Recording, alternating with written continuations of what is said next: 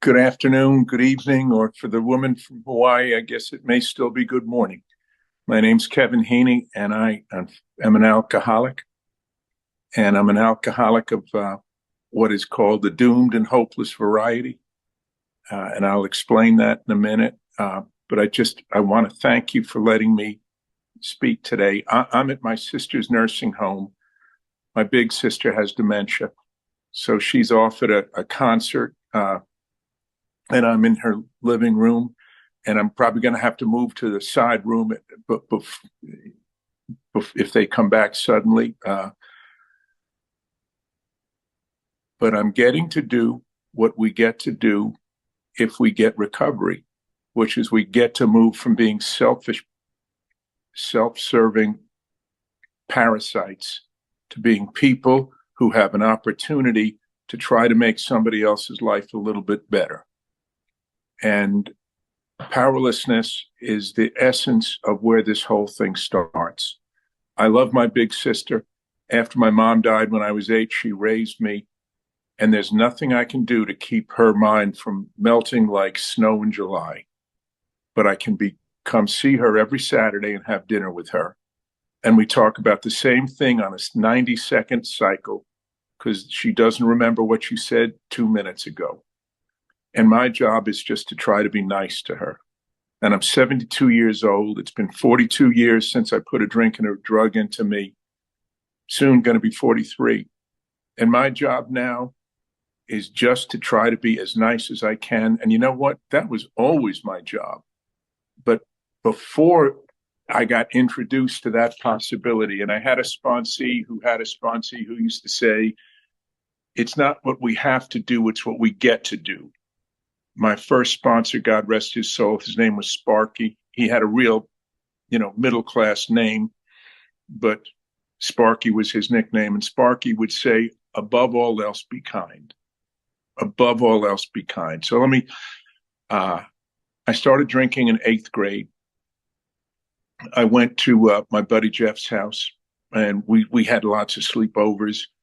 Except this time it was Memorial Day weekend, and he produced a small bottle of something called Southern Comfort, which I believe is still sold. And we drank it, and we did not break out in gunfights or handcuffs or rehabs. It was just two goofy little 8th graders getting wild while the parents were out for the night. The craziest thing we did was cook a half a pound of bacon at 11 o'clock at night. The next morning, I walked home, and it was this spectacular New England May morning. It was just perfect. What really made it perfect was I had found the answer to my life, and the answer was alcohol. My active addiction can be summed up with the phrase, not enough. I was not enough. I was not smart enough, strong enough, cute enough, hip enough, funny enough. If it was attractive, if it was desirable, I didn't have enough of it. If it was insecure, self-conscious, afraid of my own shadow, chicken-chested, underdeveloped, I had too much of it. And that night, that Sunday night with Jeff and that little bottle of Southern Comfort, I discovered if I had a couple of sips of alcohol, I became enough. If I had a couple of more sips, I became more than enough. And walking home, again, I'm a little 8th grader. What do I know about life? Except I knew I'd found the answer. And the answer is drink. And the answer is as often as I could, as much as I could, drink, and I will have a great life. And ladies and gentlemen, it seemed to work that way up until the time I was 29 years old. And alcohol opened doors. Alcohol made things possible. I came up in the 60s. So drugs were real big.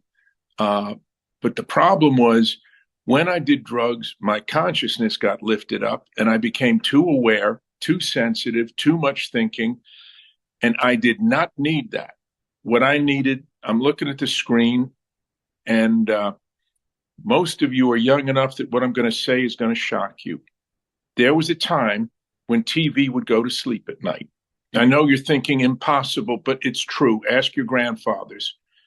And What that meant was, like, at 12:30 or 1 o'clock, I was in New York City, mind you. So I'm not talking about some rural town, at the end of the earth.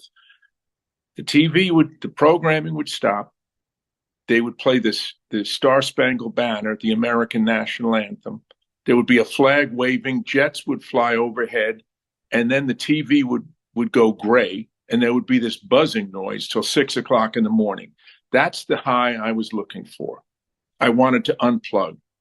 Now, that's not to say that I didn't do all the things that we do when we're getting high, pursuing sex, pursuing being funny, all that stuff that made drugging great. But in the end, I would be sitting at a bar, a no-name bar, in the middle of a block on a crowded street, and all I wanted to do was just drink my drinks. I wasn't trying to pick up anyone hot.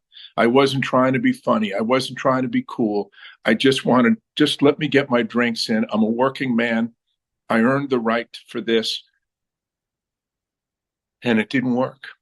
In order to not be what I was, and by the time I was, say, 20, I realized I have an unholy relationship with substances. I worshiped them. They were going to make everything right. If I hadn't found drugs and alcohol in 8th grade, I would have had to kill myself at 14, or I would have had to kill my father at 18. But one of us was going to have to leave the planet. It was not going to be possible for both of us to keep going. My father was not an addict or an alcoholic. He was a rageaholic. And he was someone who was dangerous. And he didn't have to be under the influence to be dangerous. He just was. Had a lot of therapy. And one of the therapists said to me, though I was one of these kids who would come into school with a broken nose, come into school with the jaw dislocated, and have to make up that lie when the principal pulled me in as I was walking in from the bus to say I fell down a flight of stairs. Door hit me the wrong way. But I had a therapist who once said it wasn't a physical injury that really harmed you. It was the way he talked to you, the way he treated you, that it made you feel so less than. There was a dude in California, Chuck Mulhern, not the famous AA Chuck Chamberlain. I'll talk about Chuck Chamberlain a little bit later, but Chuck Mulhern would say that when people go out with serious time, 10, 20, 30 years, they go out for one reason, and one reason only: the self-hatred finally got them. And you scrape away all the drama, all of the excitement. I was drinking because I hated myself. And when I was under the influence, I didn't feel that self-hatred. It gave me a little bit of peace, and I could look in the mirror. But when all is said and done, I was not comfortable with me. I was not enough. And drugs and alcohol let me feel like I was enough. So I drank and I drank and I drank. By the time I was 25, I realized there was something seriously wrong, like I said. And so I started to try to control it. And I came up in the time when the health craze started. So I went out and I got myself a pair of Adidas, and I got a membership in a gym, and I started running and I started swimming. And then I realized I was messed up. So I got into psychotherapy. And then I realized that wasn't working fast enough. So then I got into meditation. So, ladies and gentlemen, by the week that I came to the Fellowship of Alcoholics Anonymous, in order to not be what I was, which was a doomed and hopeless alcoholic, I was swimming 7 miles a week, a mile a day. I was running 3 to 5 miles, 3 to 5 times a week. I was eating brown rice, tofu, and raw vegetables. I was drinking purified water. I was doing 3 different forms of prayer and meditation. I went back to the rosary beads of my Irish Catholic background. I was laying on a therapist's couch twice a week. I was doing all this stuff to not be what I was. And I used to swim. The lifeguard I used to train with would say to me, and he was an alcoholic too, he would come into the fellowship 3 years after I came in. He said, during the day, we pass through the fluids, meaning we swim in the pool. And at night, we passed the fluids through us. And the first time I went out with this dude, we went to a liquor store, and he said, what do you feel like drinking? And I said, gin. And he reached up and he grabbed a bottle of gin, and I reached up and I grabbed a bottle of gin, and I realized I'm going to like this guy even more than I already did, because we're going to drink uninterrupted. And I was the kind of person If you didn't watch me, your drink would go missing and your drugs would go missing. And I had that typical junkie thing of I'd steal your drugs and then say, let me help you look for them. Because all I knew was I had to stay high.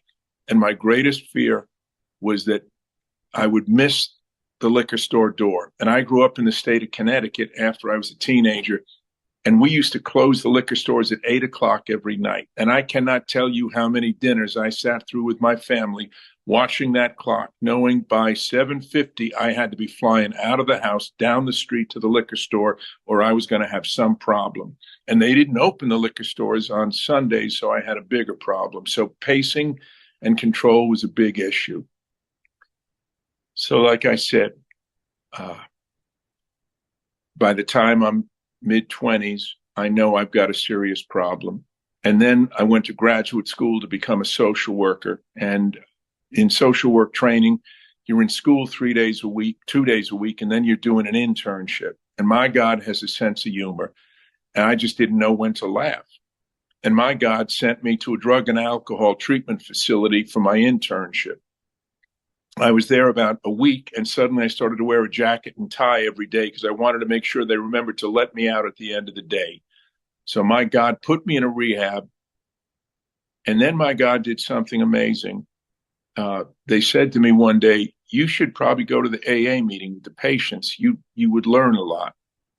And I was at this point, I don't know if you know how hospitals work, but in the morning, all of the doctors, all of the nurses, the psychiatrists, the psychologists, the social workers all get together and they do what's called rounds. And they go over who was admitted and who's having problems and who's doing well, and everything gets talked about.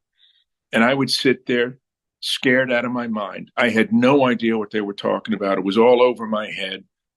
I'm Irish Catholic, and I come from a family where we don't talk about feelings. We talk lies, we talk silence, or we talk sarcasm. And that's how we communicated. So to hear people talking about feelings, I may as well have been colorblind in an art class. I didn't know what was going on. But Monday mornings, they'd send me down. Hey, Terry Jr., they'd send me down to the AA meeting. And I sat, and ladies and gentlemen, I got to see a miracle. I got to see men and women sit in a circle and tell the truth. Now, I was an English major in college, which means I read probably 40% of the great Western literature. I lived in New York City, so I went to movies, I went to the theater. I saw truth in books. I saw truth in the movie theater. I saw truth on this stage. I never saw people tell the truth. Lies, I knew. So here are these people sitting downstairs in the AA meeting telling the truth. And 40 minutes later, they're back upstairs on the unit and they're back to lying again. And the dude who says downstairs, I'm a heroin addict, I do a bundle a day, and God help me, I can't stop myself. Upstairs says, I'm a union man and they're just trying to fire me and it's got nothing to do with drugs. I don't even use. Now, I'm confused. Lying, I get to know, but telling the truth, then lying, what is that? And the woman who downstairs is saying, I drink 1.5 quart a day. I'm a terrible mother. I drive drunk with the kids. I forget to pick them up from school. Upstairs, she's saying, oh no, my husband's cheating on me with his secretary and they're trying to keep me from getting the kids and he's trying to screw me on the alimony. That got nothing to do with drinking. I don't even drink. And I'm looking at her in disbelief. That's not the important thing. The important thing is I sat in a meeting of recovery and I saw men and women tell the truth. And I wanted what they had. And I knew it wouldn't be too cool if the student intern says I'm an alcoholic too. But now, years later, I realized that would have been just fine. Nobody would have had a problem with it but my ego. But anyhow, I wanted what you people had. I wanted to stop hating myself. I wanted to stop drinking. And I had done all these things to try to control it, and I couldn't control it. And I'll say this is going to sound very arrogant, but I run New York City's primary treatment facilities. I'm not just some Irish Catholic kid who drank too much and wandered into the fellowship. I actually am the director of inpatient facilities. I've been doing it for 30 years. But I'll tell you what, and I'm an absolute sold on AA, big book thumping maniac. But I also believe in harm reduction, because not everyone can get what the beautiful gift I've been given. So I'm not uninformed, but I know a man or a woman who's got what I have, which is the inability to drink safely, drug safely, and the mental obsession that keeps saying the answer to my problems is get high, get drunk, get more. That for someone like me, the only thing that works is to come into the fellowship, fall on my knees, and beg you people in a God I don't believe in and I don't want to know about to please help me. And I have been, in the course of my career, I have buried over 50,000 men and women of drug and alcohol problems, more people than General Patton probably buried in the campaign to beat the Germans. But I know this, unless, and I'm sorry if I'm too religious fanatic or spiritual fanatic, but unless a higher power lights the candle in my chest, I'm in the darkness. And then the rest of my life, I have to work very hard not to let that candle get blown out. And I'm in a hurricane, because the world outside is a hurricane. And ugly things happen to good people. And ugly things happen by accident, by intent. And I have to do everything in my power to stay on board. So I got exposed to AA. It took me 7 years to come to the rooms. And when I finally came, I didn't want to know about your God shit, you know? And I thought people who believe in God are peasants or people who can't afford psychotherapy. And I knew nothing.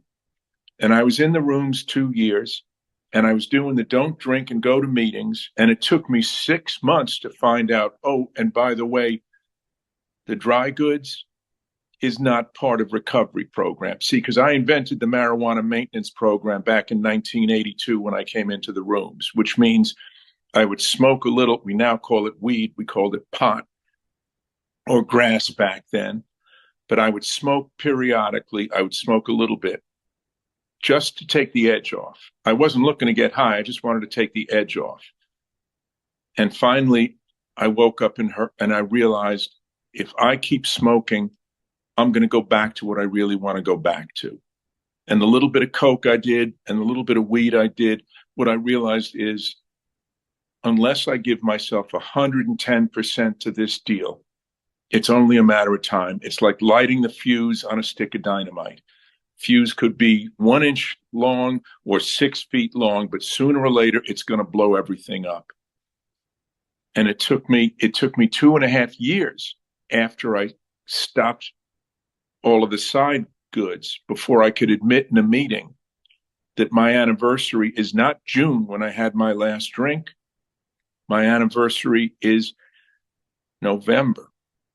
And I'll tell you what, ladies and gentlemen, I have been telling this story as long as I've been around. You cannot build a recovery on a lie, because sooner or later the lie will eat the recovery. And we have simple slogans. Unfortunately, the fellowships have gotten too full of people doing psychobabble. And I don't mean to knock anyone, because my career is made out of getting people to psychobabble and paying me ridiculous amounts of money. But that will not heal what I have, which is a soul sickness. And I can't build a recovery on the basis of a lie. I have to tell the truth. Because you people told me you can save your ass or you can save your soul. But you can't save your face. You got to let that go. You got to put that in God's hands. So anyhow, I was able to come to the fellowship. I was able to put the plug in the jug. Like I said, after 6 months, I stopped the weed. And then I was in 2 years. And I was going to meetings every day. And I was doing service. I got elected after a year to be the chairman of my home group. I started an AA meeting at a place called the 79th Street Workshop, which was at one time the largest meeting in the world. I started the Saturday and Sunday morning 8 a.m. meetings. I was doing a lot of stuff, but I had not done the steps.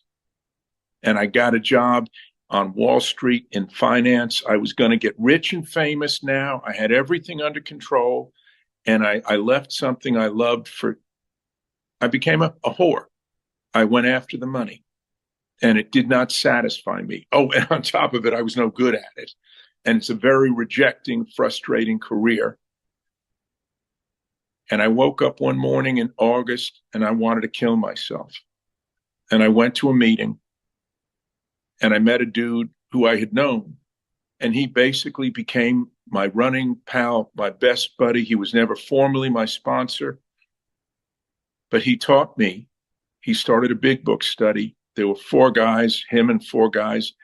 And he showed me that there's 197 promises in the big book. And the promises come true when I do the work.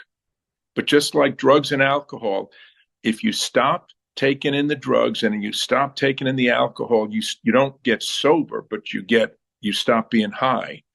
And if I stop the spiritual work, the promises go away. Because the promises are only good in the moment. They're only good for the now. I'm only surrendered in the moment because I can turn around, when I finish this talk tonight, I can go out and get high and blow the whole thing. So I have to do the work. And this man showed me what the work was. And the work is in the 12 steps. And this man taught me that fellowship is the meetings, the sponsors, the sponsees, the going to coffee, the diners, the meetings. But the program is the 12 steps, and you are working a program or you're not. And I am 42 years since I last changed my mood, but I am just 5 fingers away from getting high or 12 steps away from being preserved. And once I start doing the work to develop a relationship with the God, the higher power of my understanding, I have to keep that going because I don't know what's good for me. I believe that steps are the answer. I had a wonderful sponsor named Bill Baldwin. Bill's dead a long time now. I'll say his name. And Bill would say to me, I'm trying to control my mouth because I can curse like a sailor. Bill would say, Kevin, you're an effed up alcoholic. But luckily, we have a program specifically designed for losers like you.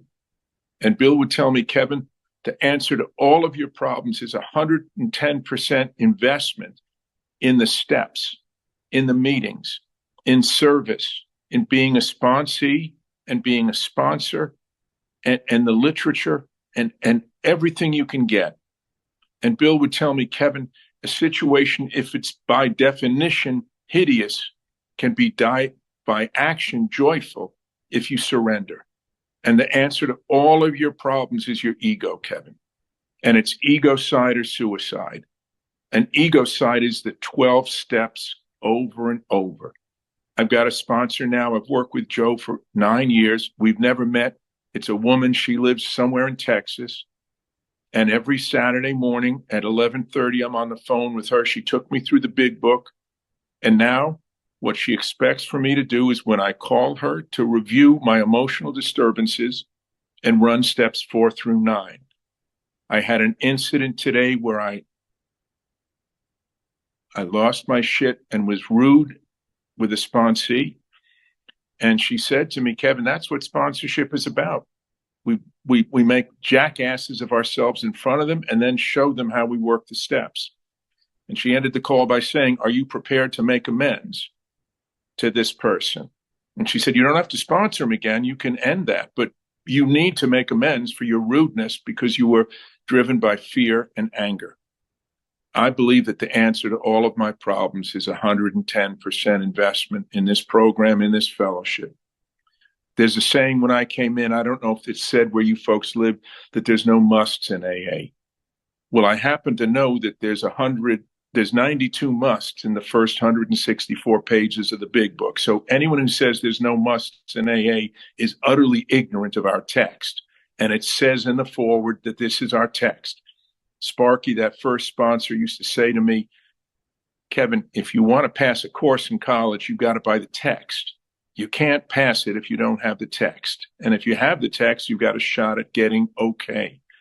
I need to do the work. The no musts that I believe is the must that my sponsee must do what I tell him to do, that my wife has to appreciate everything, that I must not be growing old, that politically what's going on must not happen. The no musts is when I try to impose my will on God's world, when I am not accepting. And my sponsor, Sparky, used to say, accept is the most important word. It took me 5 years to realize I can't accept until I've fully surrendered.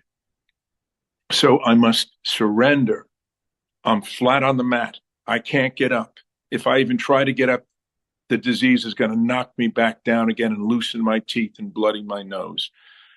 I have to surrender. I cannot change these things. And then I have to accept. And Joe, my new sponsor, she's not that new, 9 years, but Joe says it's not good enough to accept, Kevin. We must embrace. Now that's really hard. Embrace that the world's crazy. Embrace that my sister's going down. Embrace that I had a knee replacement and the knee ain't working so good. Embrace that I'm scared of so much. But that's the way. It's surrender, accept, embrace. And I can only embrace if I'm in this moment. The now, Mr. Eckhart Tolle made a lot of money with his now books, but we were talking now in AA long before he came along. The thing is, AA, like the woman in Harlem once said, AA reads easy, but it lives hard. To live being in the now, to live being surrendered, to live accepting and embracing requires a massive amount of work. But the rewards, ladies and gentlemen, you may think I'm a flake, and I am. And you may think I'm over the top, and I am. I got no problem with that. I know I'm weird. But if I didn't do this work and keep doing this work, I'd have sucked on a bottle or sucked on a revolver. But there's only two choices. If I don't accept the one choice, and there was an AA speaker named Sandy Beach, and if you haven't met Sandy yet, Sandy's dead now, but Sandy has this funny sense of humor and this brilliant, penetrating mind, and he points out that in the big book, there's only one choice, and it's not do I drink or don't I drink, go to a meeting or not go to a meeting. The choice is God is everything or God is nothing. And if I don't get right with that, I'm going to be suffering. And my sponsor has taught me that God wants to help me, but I got to get out of the way. And ladies and gentlemen, I don't realize how much I'm in the way. And I realize I've got to move from belief in this thing. And through the action of 4 through 9, I develop experience that it's safe to do these things. It's safe to be wrong. It's going to be safe to call up that sponsee and say, I'm here about the harm I've done. As a result of my examining my behavior in the steps, in the 4th step, I can see that I hurt you in these ways. That's what I need to do, because higher power, conscious contact, God, whatever you want to call it, it's got to be felt. In the same way, nobody does drugs after high school to look cool. You do drugs to get a buzz. You drink to get high. I've got to experience the feeling that there is in the conscious, in the universe, there is love and there is kindness, and I got to feel it. It can't just be talked about. It is not a theory. It has to be practiced, and doing the work will let me cop that feeling. I had a sponsee who's out in California, and he said once, and I love this, he said, I had told someone in AA something I did, something despicable, something horrible. And the man looked me in the eye and he said, me too. And my sponsee said, I've been waiting my whole life for those 2 words, me too. And I think the glue of the fellowship is the glue of the me too. I'm not a freak. I'm not a monster. I'm not this disgusting thing. Yeah, I've done disgusting things, but I'm not that. And when you tell me too, that's the glue that holds us together. And then it flips from the me too of I've done ugly things, I've been ugly places, to the you too. You too can get free. You too never have to go back and do that again. You too can experience joy, even if the situation, like Bill said, is by definition joyless. Why?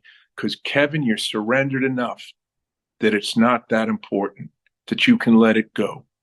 But I have to keep doing the work. There's a dude, I live in New York City, but I'm lucky enough because my wife made a lot of money, is hardworking. We have a house, a weekend house by the sea in eastern Long Island, not the fancy Hamptons, the other part. But there was a carpenter out here who said, I just provided the drunk. You folks and God did the rest.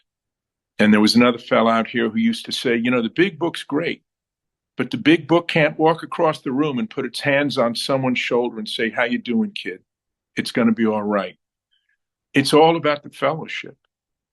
But the fellowship has to carry the true message. And the true message is we don't have to suffer. That is, it is entirely possible. Pain is unavoidable. Pain and human life they're wedded together.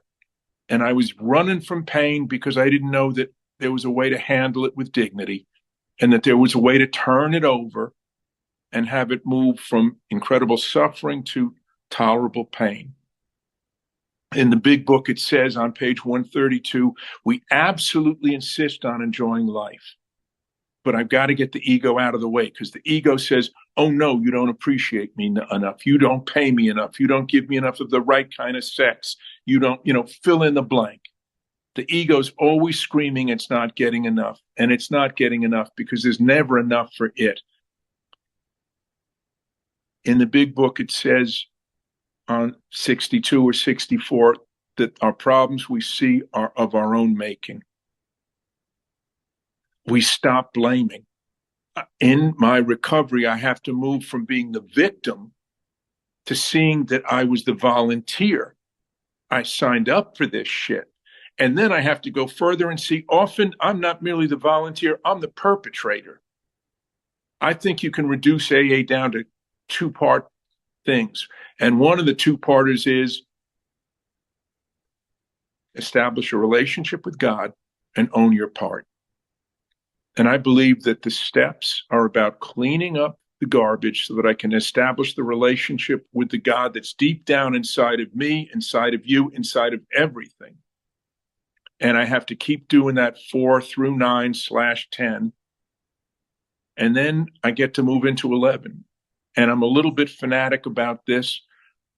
When Bill and Bob started working together, they were working out of the Oxford group spiritual tradition, and they did something called quiet time, called two-way prayer. And in that, and it's in our 11th step. 11th step is not just prayer and meditation. I had a sponsor once, Warren, and he was from deep in the south of the United States, so he had deep southern accent, and he smoked about 1 billion cigarettes, so his voice was all grumbly. And he said to me one Sunday morning, Kevin, what is the 11th step? And I gave him some very fancy definition. And he slammed his hand on the breakfast table and he said, Kevin, the 11th step is about praying only for knowledge of his will for us and the power to carry that out. Forget the rest of it. And the prayer and the meditation is just like turning on the frying pan to make the eggs. The purpose isn't prayer and meditation. It's knowledge of what God wants me to do, and God, help me to do it today. Help me in this moment to do your will. And if I talk about I've made a third step and I don't hear this sound, that is me knocking on your door, I'm just talking trash. Because unless I go through with the rest of the steps, unless I'm making 9th step direct amends, I'm still a snake hiding under the rock. And when I do the 9th step, when I make the direct amends or do the 10th step amends, suddenly I am God's kid. Chuck Chamberlain, this great AA from California. If you don't know Chuck, his tapes are available. Chuck's dead a long time now, but he was a true mystic. Chuck said, if I've truly done 6 and 7, there is no place for guilt and shame. That stuff is gone. That's been evaporated. That's just me in self-pity and self-hatred. I need to let it go. There's a line in the big book in the chapter Vision for You, which says, are these things possible? It says, if you wish them above all else. Ladies and gentlemen, it's 42 years I've been riding with you folks. I haven't wished them above all else. I've wanted other stuff. I've wanted money. I've wanted power. I've wanted sex. I've wanted. And the whole time God was taking care of me. And I have pissed away a lifetime. Now, I haven't drunk. And I've been a good man and I've done decent work, but I have not been happy, joyous, and free, not because it was withheld from me. The only things that God and AA don't give me is what I won't let it give me because I take my will back. And it's like a yo-yo. It drops to the floor and then it comes right back up into my hand and I do what I want to do. and then I pay the price. Bill used to say to me, Kevin, you can do anything you want in this life, including drink, if you're willing to pay the price. But we just are naive. We make believe, oh, I can get away with it. See, because that's part of my core addiction. Get over, get by, and get away with. That's what I keep falling back to, as opposed to surrender and turn it over and just do the next right thing. I had a sponsee today who said to me, Kevin, I can't control these experiences that are happening to me. And God gave me a revelation. I realized we're not supposed to control our experiences. We're supposed to let our experiences shape us like a sculptor with a chisel or like a wood carver. The experience I had today of losing my shit with my sponsee is to let me know that I was experiencing resentment, I was experiencing fear, and I wasn't getting God in. I wasn't doing the inventory work that would have allowed me to not have had the reaction I had. I believe that there may be a heaven, but this earth can be heaven if I'm surrendered and doing the next right thing and staying in the now.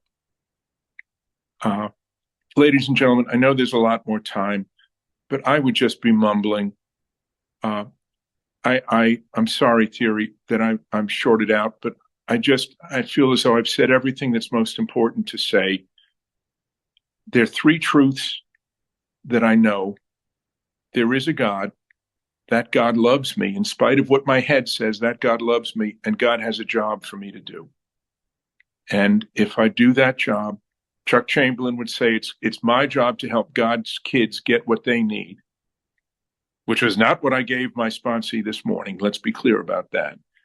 It's my job to help God's kids get what they need, and it's God's job to get what I need. And I have never, in 42 and 3/4 years, been dropped on my head. I've lost jobs. I've been fired for making direct amends. I've had hardship. I've buried my parents. I've buried my sister. I've had hardship, but I have never been dropped. I have been taken care of. I know some of you have not had that experience. I know that people have been taken advantage of in the rooms. That is horrible. And that's not supposed to happen.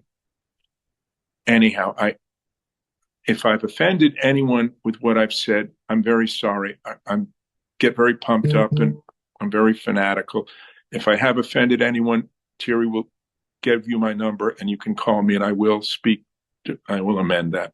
Thank you very much. May you find peace